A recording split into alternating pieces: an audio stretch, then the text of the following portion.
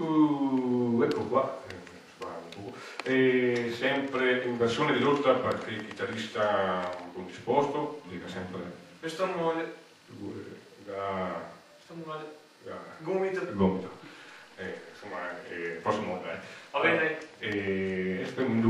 La canzone sale Ripudio, una canzone un po' triste, un po' cattiva, un po' triste, un po' cattiva.